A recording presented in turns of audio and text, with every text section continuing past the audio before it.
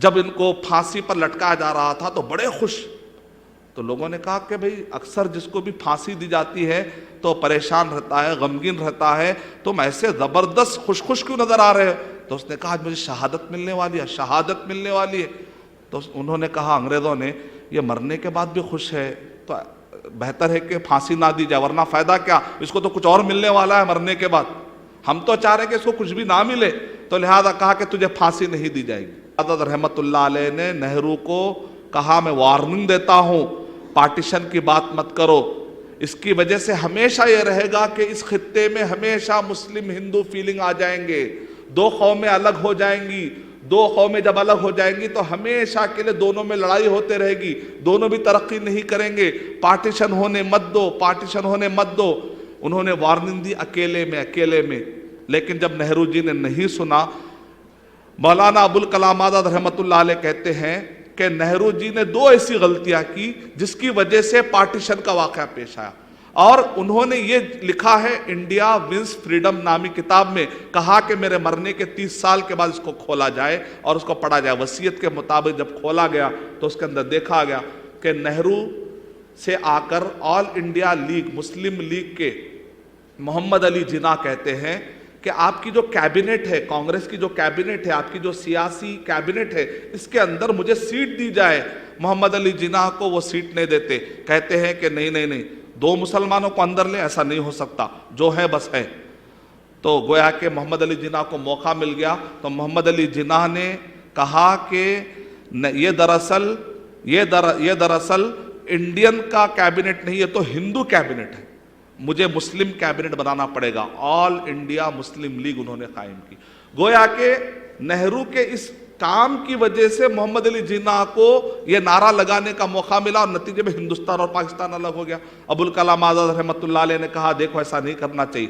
لیکن جو کمیونلزم کے پھیلانے والے تھے ان کا اثر نہرو جی پر پڑا, جیسا کہ جسونت سنگھ نے کہا, میں نہیں کہہ رہا ہوں, جسونت سنگھ اپنی کتاب میں لکھ رہا ہے, اپنے آرٹیکل میں لکھ رہا ہے, اصل محمد علی جناح نے ہندوستان کو نہیں بانٹا, نہرو جی نے ہندوستان کو بانٹ دیا. لیکن مولانا ابوالکلام آزاد ہماری وفاداریوں کے پر سوال اٹھاتے ہیں. بانٹنے والے کون ہیں؟ ہم نہیں تھے. ہمارے جو مسلمانوں کے جو لیڈر تھے نا, مولانا ابوالکلام آزاد رحمت اللہ علیہ, وہ تو پورے قوموں کو لے کر چلنے کی بات کرتے تھے, الہلال میں میوچول کو ایگزسٹنس کی بات کرتے تھے. ہم دین کا جب مسئلہ آئے گا, لکم دینکم ولی دین, نو کمپرومائز. لیکن دنیاوی اعتبار سے اچھے تعلقات رکھ سکتے ہیں. ہم ایک اچھے ہندوستانی رہ کر بھی ہم اچھے ایک مسلمان بن کر رہ سکتے ہیں. ایک اچھے مسلمان ہوتے ہوئے ہم اچھے ہندوستانی بن کر بھی رہ سکتے ہیں. کوئی کانٹرڈکشن والی بات نہیں ہے, کیونکہ اللہ تعالیٰ نے قرآن مجید میں ارشاد فرمایا سورہ مائدہ نمبر 5 کی آیت نمبر 1 میں, یا ایھا الذین آمنوا اوفوا بالعقود, اے وہ لوگوں جو ایمان لائے ہو ایگریمنٹس کو پورا کرو, ایگریمنٹس کو پورا کرو. اگر آپ یہ چھوٹا سا جو انالیسس میں نے آپ کے سامنے رکھا ہے, اس سے آپ کو اندازہ لگ گیا کہ تاریخ میں جو مسلمانوں نے مندروں کو ڈھایا تو اس کا بیک گراؤنڈ آپ کو پتا چل گیا کہ اس زمانے میں اصل میں تھا کیا. اس زمانے میں ایسی کوئی فیلنگ تھی نہیں. اور 190 سال مسلمانوں نے جو خون بہایا ہندوستان کی آزادی کے لیے, اور indiagate.com بھی اس کی گواہی دیتا ہے. آپ کو اس سے اندازہ لگ جائے گا کہ ہندوستان سے مسلمانوں کی کتنے وفاداریاں وابستہ ہیں. میں آپ کو اور باقی کے پوائنٹ بتاتا ہوں. حریت, مسلمان حریت میں, مسلمان حریت یعنی آزادی, آزادی میں الحمدللہ مسلمانوں کی وفاداریاں میرے اس مختصر سے بات میں ثابت ہو چکی ہے. دوسرے جو پوائنٹس ہیں, دفاع ہند, دوسرا پوائنٹ ہے دفاع ہند. ہندوستان کا ڈیفنس میں بھی مسلمان کافی وفاداری, مسلمانوں نے کافی اپنا سرمایہ لگایا. آپ جانتے ہیں نظام سرکار جو تھے, ہندوستان پر جب ایسا ٹائم آیا کہ اس وقت پر ہندوستان پر حملہ ہونے والا تھا, تو نظام سرکار نے 5000 کلو, دیکھے بھی نہیں کبھی ہم, 5000 کلو سونا گفٹ کیے ہندوستان کی حفاظت کے لیے. ہم سے پوچھتے ہیں کہ ہم مسلمان ہندوستان کو کیا دیے, مسلمانوں سے ہندوستان کو کیا ملا؟ کپڑے نہیں تھے پہننے, کپڑے پہننے کی طاقت دی. ترکاری نہیں تھی, برف نہیں معلوم تھا, برف دیے. ڈیولپ کیے. انگریز آ کر لوٹ کر گئے, یہاں پر پٹریاں بھی انہوں نے انگریزوں نے جو ڈالی، ٹرین کا جو سسٹم انہوں نے جو قائم کیا، یہاں کے مسالے اور یہاں کے طاقتوں کو ٹرینوں میں جمع کر کر کے ڈبوں میں لے جاتے، اور یہ ٹرین کی پٹریاں ختم ہوتی سمندروں کے قریب، اور سمندروں سے شپ میں ڈال کر لے جاتے تھے، وہ اپنے فائدے کے لیے پٹریاں بنائے۔ تو لوگ سمجھتے انگریز آ کر ہندوستان کو پٹریاں دی، پٹریاں نہیں دی، وہ پٹریوں پہ بٹھا کے آپ کے سامنوں کو لے کر گئے، معلوم ہی نہیں، تاریخ نہیں پڑھے۔ دفاع ہند، مولانا پی جے عبد الکلام نے وہ ٹیکنالوجی دی جس کے ذریعے سے آج ہندوستان محفوظ ہے۔ آج ہندوستان جو آنکھ میں آنکھ ڈال کر بات کر رہا ہے، اس کے پیچھے پی جے عبد الکلام کا ایک بہت بڑا ان کا حصہ ہے۔ آپ مسلمانوں سے پوچھتے ہیں کہ مسلمانوں نے اس ملک کے لیے کیا کیا؟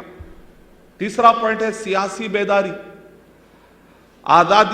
جب آزادی ملی تو اس وقت پر مولانا ابوالکلام آزاد رحمۃ اللہ علیہ نے جو کتابیں لکھی، آپ جانتے ہیں صرف 17 سال کے تھے، 17 سال کے تھے، ایک ایسا میگزین نکالا انہوں نے ہندوستان میں۔ اس زمانے میں میگزین پڑھتے تھے، دوسرا دن کہتے تھے اب 29 دن انتظار کرنا پڑے گا، کیونکہ 29 دن کے بعد پھر ایک میگزین نکلے گا۔ اتنا زبردست میگزین ہوتا تھا کہ لوگ اسی دن ہی پڑھ دیتے تھے اور ہاتھوں ہاتھ نکل جاتا تھا۔ اور ابوالکلام آزاد رحمۃ اللہ علیہ کی جو بک ہے دا انڈیا ونس فریڈم، 3 کروڑ کی تعداد میں پہلی مرتبہ جب چھپا تو 3 کروڑ مرتبہ، مطلب بار بار چھاپنا پڑا، یہاں تک کہ 3 کروڑ کاپیز نکل گئے۔ اس زمانے کی سب سے فاسٹ بکنے والی کتاب تھی۔ اور آپ جانتے ہیں فوربس میگزین میں لکھا ہوا ہے، تاریخ میں، قریب کی تاریخ میں جو جہاں سے لوگوں نے ریسرچ کیا ہے، اس میں 5 بڑے مالدار گزرے ہیں، وہ 5 میں ٹاپ 5 میں نظام سرکار کا نام آتا ہے۔ یعنی ہندوستان میں اتنی تجارت، یہ کیسی زمین تھی؟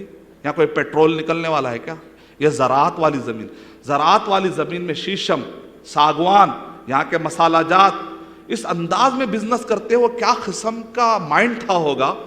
آج بھی وہی زمین ہے، لیکن آج بھی ہمارے پاس وہ ڈیولپمنٹ نظر نہیں آ رہا، لیکن اس زمانے میں وہ زمین، پھر وہ آلات نہیں، لیکن کیا شکل میں انہوں نے بزنس کیا تھا ہوگا۔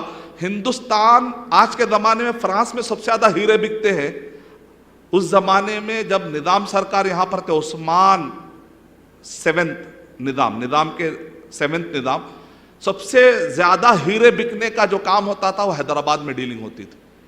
کوئی بھی بک لاؤ سونے میں تول کر دیتے تھے، کوئی بھی پرانا مخطوطہ اٹھا کر لائے۔ سالار جنگ میوزیم میں اگر آپ جا کر دیکھیں گے، ایسے مینوسکرپٹ ملتے ہیں جو دنیا میں آپ کو کہیں پر بھی نہیں ملتے، کیونکہ نظام سرکار کہتے تھے کوئی بھی نادر چیز لاؤ سونا تول کر لے کر جاؤ۔ تو اس ہندوستان کو اتنی قیمتی سونے کی چڑیا بنانے والے کون تھے؟ وہ مسلمان تھے۔ آج لکڑی کی چڑیا بھی نظر نہیں آ رہی۔ سیاسی بیداری، قدر و قیمت، ہندوستان کی قدر و قیمت بڑھائی، سیاسی بیداری آگے بڑھائی۔ 5واں ہے غلط رسم و رواج کی بےخبری۔ غلط رسم و ستی کی رسم ہوتی تھی، مسلمانوں کے حکومت کے دوران وہ رسم مٹ گئی۔ یہاں پر اونچ نیچ کی وجہ سے کافی دوریاں ہو چکی تھی۔ میں نے تو آپ کو دا ڈسکوری آف انڈیا کا حوالہ سنا دیا کہ جواہر لال نہرو کہتے ہیں مسلمانوں کے ہندوستان میں آنے کا سب سے بڑا فائدہ یہ ہوا کہ یہ قوم ڈیولپ ہوئی اور یہاں پر سے بھید بھاؤ کا نظام میں کافی کمی آئی۔ 6واں پوائنٹ ہے تعلیمی لیاقت کے لیے عمارتوں کا سلسلہ۔ عثمانیہ یونیورسٹی، جامعہ ملیہ اسلامیہ، علی گڑھ یونیورسٹی قائم کی۔ تعلیم اعتبار سے اگر ہم مدرسوں کا اگر نام لینا شروع کریں، ہندوستان میں ہر مسلک کے بڑے بڑے مدرسے ہیں۔ ان مدرسوں کے اندر تنخواہیں دینے والے کوئی گورنمنٹ نہیں ہے۔ یہاں کے مسلمان جو محنت کرتے ہیں، کھیتوں میں سے، بزنس میں سے جو آتا ہے وہ اللہ کی راہ میں لگاتے ہیں، تو ان علماء، یہ بچے، یہ سارے کتابیں، یہ سب کے پیچھے خرچہ لگتا ہے۔ ہندوستان کا ایک بہت بڑا بجٹ جو مدرسوں کو لگ سکتا ہے، یہاں پر مدرسوں کے ذریعے سے سیلری جاتی ہے، مدرسوں کے ذریعے سے بچے کھاتے اور پیتے ہیں، مدرسوں کے ذریعے سے امپلائمنٹ مل رہا ہے۔ ہزاروں لاکھوں لوگوں کا امپلائمنٹ ہندوستان سے بچ گیا کہ نہیں بچ گیا؟ یہ مدرسوں کی وجہ سے بچا ہے۔ آپ کے اوپر ایک بہت بڑی رسپانسبلٹی آتی تھی اتنے لوگوں کو امپلائمنٹ دینے کی، اللہ تعالیٰ نے مدرسوں کے ذریعے سے بچایا۔ یہ تعلیمی لیاقت کے لیے مدرسوں کا جال، یہ یونیورسٹیز آپ جو دیکھ رہے ہیں، میں تو آپ کو چند مثالیں دے رہا ہوں، اگر آپ تفصیل میں جائیں گے صفحے لکھے ہوئے، کتنے یونیورسٹی تھے، کتنے انسٹیٹیوٹ ہے۔ نمس نظام سرکار کے زمانے کا، ریسرچ ہوتا ہے، ہیلتھ پر بہترین ریسرچ، اور UGC سے باقاعدہ افیلیٹڈ ہے، اور اس کے ریسرچ کو پوری دنیا میں مانا جاتا ہے۔ دائرۃ المعارف عثمان یونیورسٹی کے بازو، پورے عرب ورلڈ میں ویسی کتابیں نہیں ملتی جو کتابیں آپ کو دائرۃ المعارف میں ملتی ہے۔ ہم جو مدینہ یونیورسٹی میں سلیبس میں پڑھتے تھے وہ دائرۃ المعارف، اس کے اوپر دائرۃ المعارف لکھا ہوا ہے۔ علم الرجال کی 5 لاکھ راویوں کا جو ڈیٹا محفوظ ہے، وہ کتابیں آخری میں کہاں ملی؟ پوری دنیا میں کھنگالے تو نہیں ملی، آخری میں دائرۃ المعارف میں ملی۔ ہندوستان کو مسلمانوں نے کیسا قیمتی بنایا کہ تعلیمی اعتبار سے پوری دنیا کے عرب کے لوگ مجبور ہیں کہ وہ ہندوستان کا سفر کرے۔ تعلیمی لیاقت، امن کے قیام کے لیے بھی محنت ہوئی، مسجدوں کا سلسلہ ہے، مدرسوں کا سلسلہ ہے۔ جب ہیمن کرکرے صاحب نے مجھے انوائٹ کیا تھا، جناب ہیمن کرکرے صاحب نے، بمبئی کے اندر ATS میں anti terrorism squad police officers موجود تھے، ان کے سامنے میں نے کہا کہ دیکھو ہمارے مسجدوں میں اور مدرسوں میں کیا تعلیم دی جاتی ہے؟ آپ سمجھتے ہیں کہ مدرسوں کے اندر دہشت گردی سکھائی جاتی ہے، بات ایسی نہیں ہے۔ ہمارے مدرسوں اور مسجدوں میں سکھایا جاتا ہے سورہ مائدہ نمبر 5 آیت نمبر 32، من اجل ذلك كتبنا على بني اسرائيل انه من قتل نفسا بغير نفس او فساد في الارض فكانما قتل الناس جميعا ومن احياها فكانما احيا الناس جميعا، یعنی ایک معصوم کو مارنا پورے انسانوں کو مارنے کا گناہ لکھا جائے گا۔ دہشت گردی کا ڈیفینیشن تو یہی ہے نا کہ ایک معصوم کو مارنا غلط ہے، تو قرآن میں بھی بتایا جا رہا ہے کسی بھی معصوم کو، چاہے مسلم ہو چاہے غیر مسلم، آپ اس کو مار ہی نہیں سکتے۔ یہ تعلیم ہم کو مدرسوں میں دی جاتی ہے، مساجد میں دی جاتی ہے۔ اس وجہ سے آپ دیکھتے ہیں first world war, second world war, جو دنیا کی سب سے بڑی دہشت گردی ہے، اس کے اندر مسلمانوں کا نام و نشان نہیں۔ وہ لڑنے والے پورے کون ہیں؟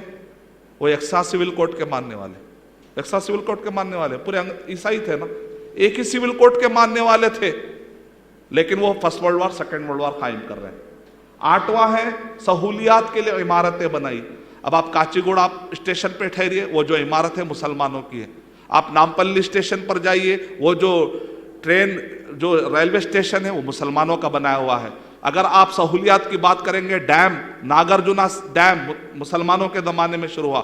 چادر گھاٹ، یہ جو نظام سرکار ہے UK کے اندر، تھیم اور سین، UK اور فرانس میں 2 شہروں کو درمیان میں ایک نہر کے ذریعے سے بانٹا گیا، کہا کہ یہ ہمارے ہندوستان میں ہونا چاہیے، تو نظام سرکار حکم دیتے اور حیدرآباد کے اندر چادر گھاٹ، وہ تھیم اور سیم کو چادر گھاٹ بنا دی ہم، یہ الگ بات ہے۔ چادر گھاٹ 2 شہروں، پرانا شہر اور نئے شہر کے درمیان بانٹا گیا، اور اس کو ایک UK کی طرح ایک خوبصورت اور فرانس کی طرح خوبصورت شہر بنانے کی کوشش کی گئی۔ اتنے ایڈوانس طریقے سے لانے کی کوشش کی کس نے؟ مسلمانوں نے۔ مسلمانوں نے نیو یارک میں میں نے جا کر دیکھا ڈیم، اس ٹائپ کا ڈیم ہم کو ملتا ہے گنڈی پیٹ کے نام، جس کو اصل کہتے ہیں عثمان ساگر۔ تو اس سے اندازہ لگ سکتا ہے کہ سہولیات کے لیے کتنی محنت کی، کتنا آج کہہ رہے ہیں India make in India, make in India, infrastructure of India. Already جو انفراسٹرکچر بنا ہوا ہے مسلمانوں کا بنا ہوا ہے۔ آپ جو ابھی بنائیں گے تو دیکھیں گے کیسا بنے گا، لیکن جو ابھی بنا ہے ابھی تک بھی جو، وہ مسلمانوں کا بنایا ہوا ہے۔ 9واں ہے خدمت خلق کے لیے تعمیر کا سلسلہ، عثمانیہ دواخانہ۔ ایسے بہت سارے دواخانے ہیں جو مسلمانوں نے بنائے۔ انگریز تو آئے لوٹنے کے لیے، لیکن مسلمان کہتے باہر سے آئے، باہر سے آئے۔ جو باہر سے آئے تھے حکومت کرے چلے گئے، ہم یہی کے ہیں، ہمارا رنگ یہی کا ہے۔ جو باہر سے آئے تھے وہ بھی آ کر، جو مسلمان باہر سے آئے تھے وہ بھی ڈیولپمنٹ کر کے گئے۔ خدمت خلق کے نام پر دواخانے انہوں نے بنائے، لوٹے نہیں، اس قوم کو ڈیولپ کیا۔ اس قوم کے اندر سے انہوں نے انویسٹ کر کے اسی کے پروفٹ میں سے پھر اسی پر لگا کر اس کو ڈیولپ کیا۔ اس کو تو وینچرسمنٹ کہتے ہیں۔ وینچرسمنٹ مطلب ایک جگہ ہوتی ہے، اس جگہ میں سے پودا لگا کے پھل نکال کے اس قوم کو کھلایا جانا، اس کو کہتے ہیں وینچرس مائنڈ۔ تو مسلمان جو باہر سے آئے تھے وہ انٹرپرینرز تھے، وہ وینچرس مائنڈ تھے، وہ ڈیولپمنٹ لے کر آئے تھے۔ خدمت خلق، آپ جانتے ہیں ہر اسٹیشن کے باہر آپ نکلیں گے تو ایک سرایہ ہوتا ہے۔ سرایہ مطلب ایک بلڈنگ ہوتی ہے، جو مسافر آتا ہے کبھی پیسے نہیں ہوتے اس کے پاس، تو فری میں ٹھہرنے کے لیے ایک عمارت، وہ ساری جتنے بھی آپ دیکھتے ہیں بمبئی، کلکتہ، حیدرآباد، چنئی، ہر اسٹیشن کے باہر ایک بلڈنگ بنی ہوتی ہے، اس کو کہتے ہیں سرایہ۔ یہ سرائے پورے مسلمانوں نے بنائے۔ ایک مسافر اگر آئے گا، اس کے پاس پیسے اگر نہ ہو تو فری میں رہنے کا بندوبست کیا جاتا ہے، اس کو کہتے ہیں سرایہ۔ آثار قدیمہ تو آپ جانتے ہیں، قطب مینار، تاج محل، گولکنڈہ، گول گنبد، چار مینار، یہ سارے چیزیں ہیں۔ اب آئیے ذرا تھوڑا ٹائم میں آپ کا لوں گا. جو فی الوقت یہ سارے پوائنٹس یا ٹاپک لینے کی اصل جو وجہ ہے کہ فی الوقت جو یونیفارم سول کوڈ کے نام پر فی الوقت مسلم پرسنل لا بورڈ کو ناکارہ بنایا جا رہا ہے. ایسے وقت پہ ہمارا سٹینڈ کیا ہے؟ تو میں آپ کو 10 ایسے نقطے دوں گا انشاءاللہ کہ قانون کے دائرے میں رہ کر ہم کیسے مخالفت کریں. قانون کے دائرے میں رہ کر اگر حکومت آپ سے کچھ کہتی ہے تو جذبات میں آ کر بھڑکنے کی کوئی ضرورت نہیں ہے. قانون کے دائرے میں رہ کر بھی ہم اپنے حقوق منوا سکتے ہیں. تو کس طریقے سے وہ 10 پوائنٹ دینے کی میں کوشش کروں گا انشاءاللہ کہ کس طریقے سے ہم قانون کے دائرے میں رہ کر وہ 10 پوائنٹ ہم حکومت کے سامنے رکھ سکتے ہیں. یونیفارم سول کوڈ کا مطلب کیا ہے؟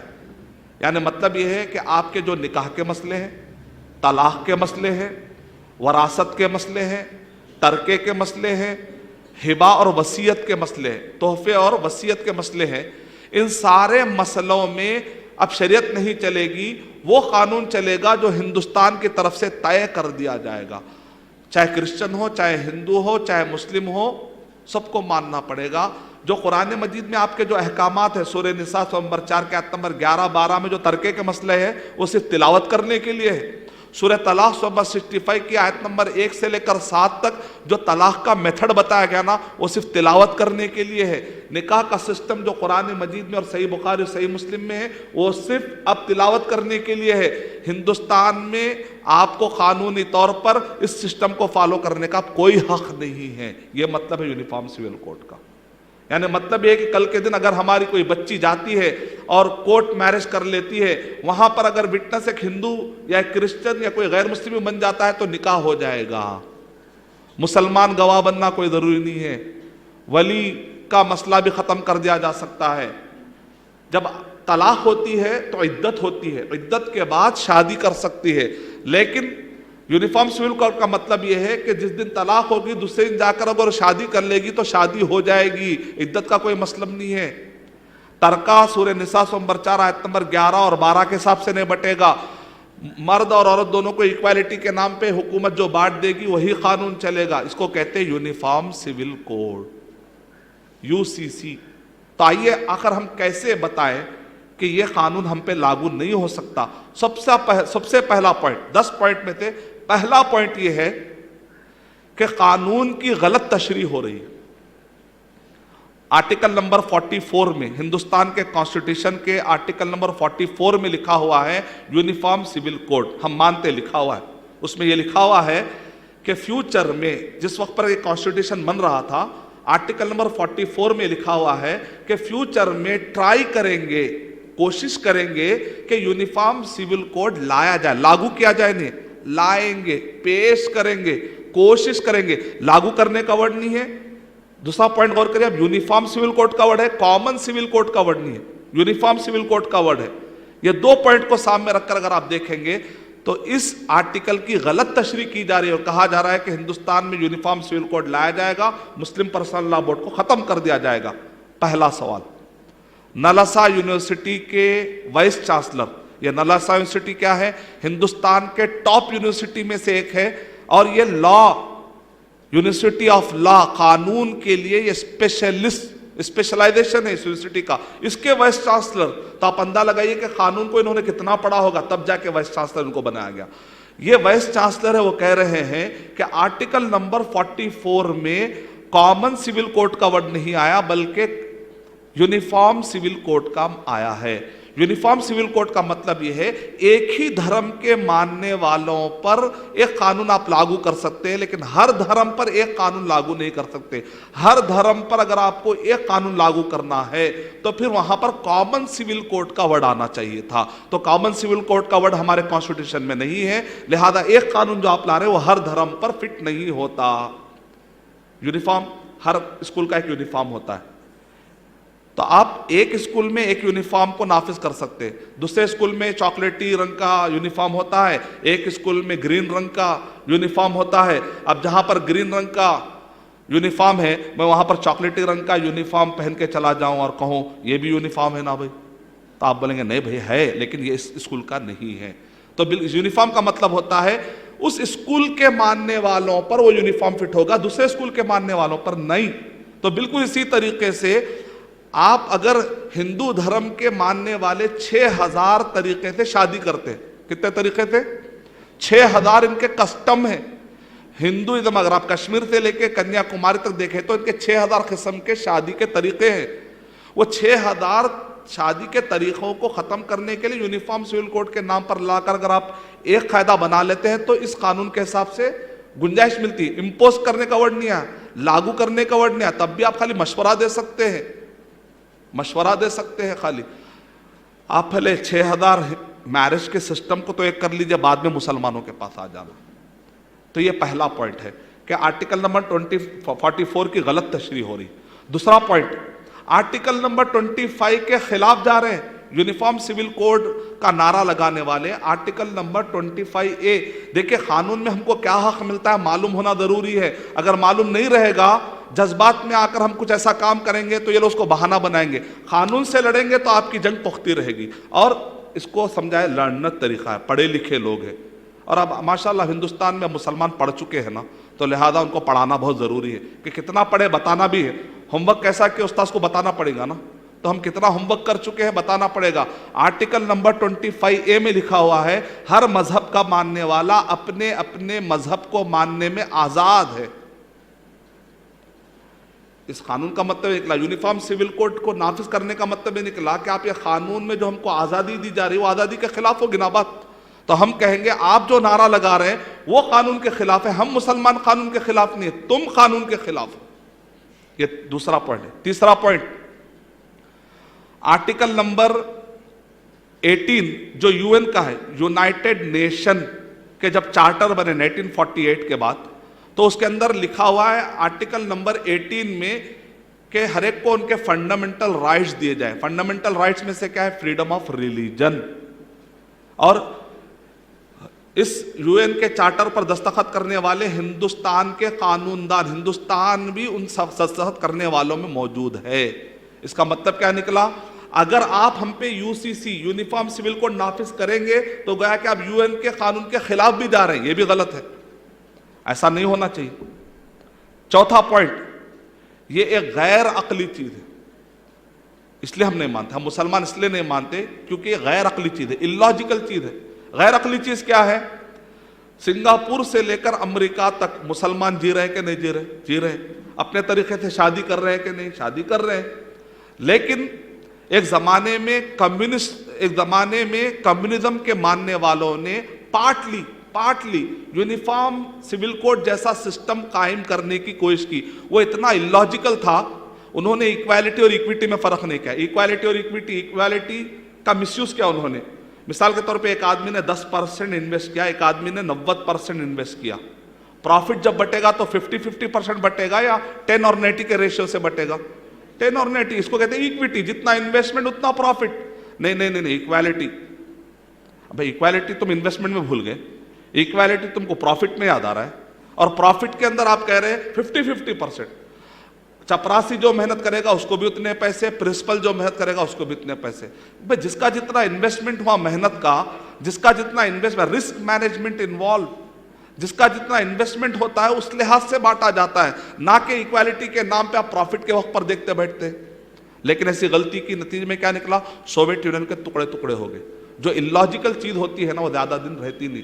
آلریڈی ہمارے جو سول میٹرز ہے 90% سول میٹرز میں ہم ہندو مسلم کرسچن آپ دیکھیں سب ایک ہی ہے. MLA الیکٹ کرنا ہے سیم پروسیجر ہے, MP کو الیکٹ کرنا ہے سیم پروسیجر ہے. اور ہندوستان میں جو ہمارے سیل ڈیڈز ہے, گوڈز ہے, بیچنا ہے, رینٹ ایگریمنٹس ہے, اور ہمارے جو گھروں کے ہاؤس رینٹل ایگریمنٹ ہے, ان سب کے اندر جو سول میٹرز ہے 90% تو آلریڈی ہم یونیفارم سول کوڈ کی طرح لائف گزار رہے, اس میں کوئی پرابلم نہیں. اب جو ہمارے نجی مسئلے, نکاح, ظاہر بات ہے آدمی کے خوش ہونے کا طریقہ الگ ہے, ہر آدمی کے خوش ہونے کا طریقہ الگ ہوتا ہے, اس کے رسم و رواجوں کا طریقہ الگ ہوتا ہے. ہم مسلمان بھی دوسرے مذہبوں کو تبلیغ کرتے, زبردستی ہم بھی نہیں کر سکتے. اسلام نے بھی ہم کو کہا دوسروں کو تم بتاؤ, لیکن زبردستی ہم بھی نہیں کر سکتے. قانون کے حساب سے آپ کو بھی زبردستی نہیں کرنا چاہیے. قانون کے اعتبار سے بھی ہم مسلمان زبردستی نہیں کر سکتے. سورہ بقرہ سورہ نمبر 2 کی آیت نمبر 256 لا اکراہ فی الدین کے اعتبار سے بھی ہم زبردستی نہیں کر سکتے.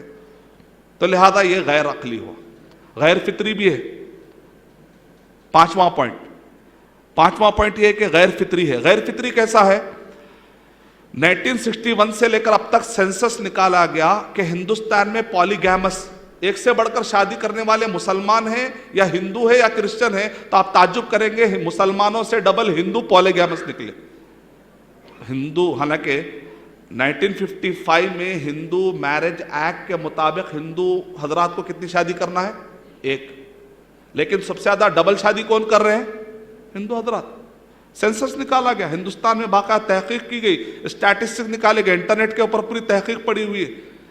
यानी मतलब है कि फितरत में एक मांग थी, एक ने शादी की और एक शादी की उसने, चूंकि अब कानून था, कानून से रुक नहीं सके, लेकिन फितरत की मांग को आप कैसे रोक सकते? तो ये गैर फितरी अमल था जो, लेकिन आखिरी में क्या हुआ? कानून कौन ने तोड़ा। और ये गैर तत्बीकी है। गैर तत्बीकी मतलब है नॉट, इसको अप्लाई नहीं कर सकते आप, नॉट अप्लीकेबल, इसको अप्लाई करना मुमकिन नहीं है। मिसाल के तौर पे लोग कहते हैं कि जो मुसलमान है ना, ये समझते हैं कि एक से ज्यादा 4 शादी करना ये लाजिम समझते हैं। तो हम कहते हैं कि भाई हम लाजिम नहीं समझते, जायज़ समझते हैं। पहली बात, हम बगैर एक से ज्यादा शादी करे बगैर भी एक अच्छे मुसलमान बनकर रह सकते। हमारे पास सूरह निसा नंबर 4 के आयत नंबर 4 में इजाजत, फनकिहू मा ताबा लकुम, इजाजत का वर्ड है कि 4 शादियां तुम कर सकते हो, करना कोई जरूरी नहीं है, बल्कि अगर तुम इंसाफ नहीं कर सकते तो तुम एक पर बस करो। यहां तक भी कहा गया, यहां तक भी कहा गया। लेकिन ये लोग प्रोवोक करते हैं, कहते हैं ये मुसलमान, तुम ए हिंदू हजरात, तुम शादी करोगे ना 1 2 3 4 ऐसे तुम्हारे बच्चे बढ़ेंगे, और मुसलमानों के 1 4 8 16 32 क्या हो जाएगा फ्यूचर में, लिहाजा ऐसा नहीं होना चाहिए। भाई पहले सोच लेना था ना। मुसलमान को अल्लाह ने बेहतरीन कानून दिया, और हम कभी भी ऐसा नहीं बोलते हमारा रिलीजन है आपका नहीं है, आप फॉलो मत करो, प्रैक्टिस मत करो। हर कोई आकर इसको एक्सेप्ट कर सकता है, फॉलो कर सकता है, इस्लाम कबूल करे, ला इलाहा इल्लल्लाह मोहम्मद रसूलुल्लाह, दूसरे दिन 4 शादियां कर लीजिए, आप कोई प्रॉब्लम नहीं। इसमें कोई मसले का हल तो है ना, अल्हम्दुलिल्लाह, ऐसा कोई प्रॉब्लम की बात है ही नहीं। तो ये गैर तदबीकी है जो शोशे छोड़े जा रहे हैं, गैर तदबीकी है। 7वां पॉइंट है